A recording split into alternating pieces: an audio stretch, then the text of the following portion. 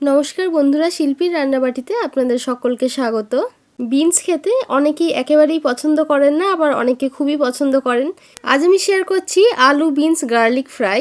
এই রেসিপিটি কিন্তু যারা বিনস খেতে পছন্দ করেন না তারাও কিন্তু চেটে পুটে খাবেন। চ্যানেলের নতুন বন্ধু হয়ে থাকলে রান্নার ভাবনায় হারিয়ে যাওয়ার আগে চ্যানেলটাকে সাবস্ক্রাইব করতে ভুলবেন না। এর জন্য 3টে মিডিয়াম সাইজের আলু এইভাবে লম্বা লম্বা করে কেটে ভালোভাবে ধুয়ে নিয়েছি। দেখুন, খুব মিহি করে কিন্তু কাটিনি। আর নিয়ে নিয়েছি 200 গ্রাম বিনসটা কীভাবে আলুর শেপেই কেটে নিয়েছি, এতে দেখতেও ভালো লাগে। তবে আলু আর বিনসের পরিমাণটা আপনারা নিজেদের ইচ্ছে মতো নিতে পারেন, যেটা আপনাদের বেশি পছন্দ সেটার পরিমাণ একটু বেশি নিতে পারেন। এবার কড়াইতে আমি 2 টেবিল চামচ তেল গরম করে নিচ্ছি, ততক্ষণে দেখে নিই। এখানে আমি 5 থেকে 6 কোয়া রসুন এইভাবে থেতো করে নিয়েছি। আর এখানে 2টো শুকনো লঙ্কা এইভাবে দেখুন ছোট ছোট করে কেটে নিয়েছি। আপনারা চাইলে চিলি ফ্লেক্সও ইউজ করতে পারেন, তবে আমি এখানে নর্মালি শুকনো লঙ্কা এইভাবে বীজ সহ কুচিয়ে নিয়েছি। তেল গরম হয়ে গেছে, দিয়ে দিচ্ছি 1 চা চামচ কালো সর্ষে। সর্ষেটাকে একটু 1-2 মিনিটের জন্য নাড়াচাড়া করে ভেজে নিচ্ছি।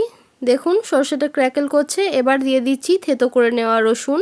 যেহেতু গার্লিক ফ্রাই তাই রসুনটা একটু বেশি দিলে এর টেস্টটা ভালো হয়।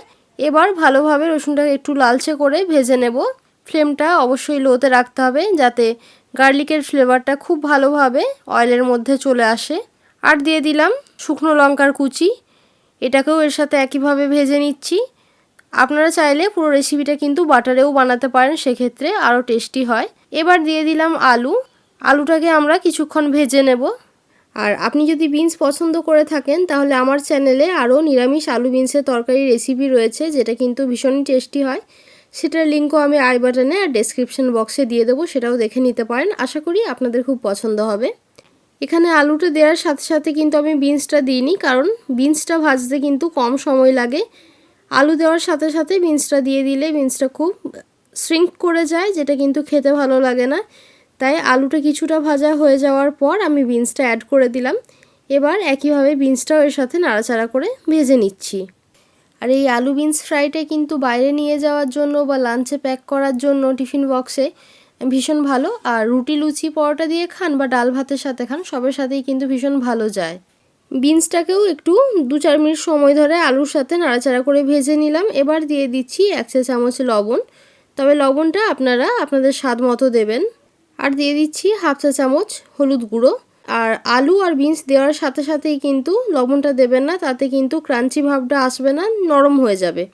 লবণ আর হলুদ গুঁড়ো ভালোভাবে মিশিয়ে ঢাকা দিয়ে দিচ্ছি 2 থেকে 4 মিনিটের জন্য। ফ্লেমটা অবশ্যই লোতে রাখতে হবে। আমার 3-4 মিনিট হয়ে গেছে। এবার খুলে চেক করে নিচ্ছি। দেখুন এখনও একটু কিন্তু শক্ত আছে, পুরোপুরি আলুটা সেদ্ধ হয়নি। এবার এর মধ্যে দিয়ে দিচ্ছি 1 চা চামচ গরম মশলার গুঁড়ো আর 1/2 চা চামচ আমচুর পাউডার। হাতের কাছে আমচুর পাউডার না থাকলে আপনারা 1/2 চা চামচ চাট মশলাও দিতে পারেন। আবার যদি চাট মশলাও না থেকে থাকে সেক্ষেত্রে আপনারা 1 চা চামচ লেবুর রস দিতে পারেন। তবে সেটা যখন ভাজাটা সম্পূর্ণ হয়ে যাবে গ্যাসের ফ্লেমটা অফ করে তারপর লেবুর রসটা মিশিয়ে দেবেন। ভালোভাবে মিশিয়ে আবারও ঢাকা দিয়ে দিচ্ছি 2 থেকে 3 মিনিটের জন্য।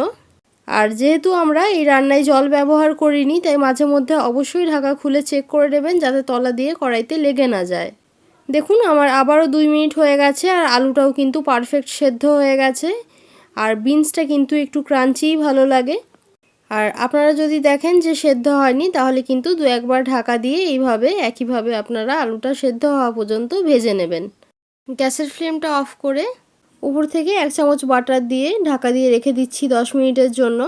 আরও এরকম নিত্য নতুন রেসিপি পাওয়ার জন্য চ্যানেলটাকে সাবস্ক্রাইব করে পাশে থাকার অনুরোধ রইল। আর পাশে যে বেল বাটনটা আছে সেটাও কিন্তু প্রেস করে দেবেন, তাহলে নোটিফিকেশান আপনাদের কাছে পৌঁছে যাবে। কমেন্ট করে অবশ্যই জানাবেন রেসিপিটা কেমন লাগলো। দেখা হবে আবার একটা নতুন রেসিপি নিয়ে। ততক্ষণের জন্য ভালো থাকবেন, সুস্থ থাকবেন, সকলকে ভালো রাখবেন। ধন্যবাদ।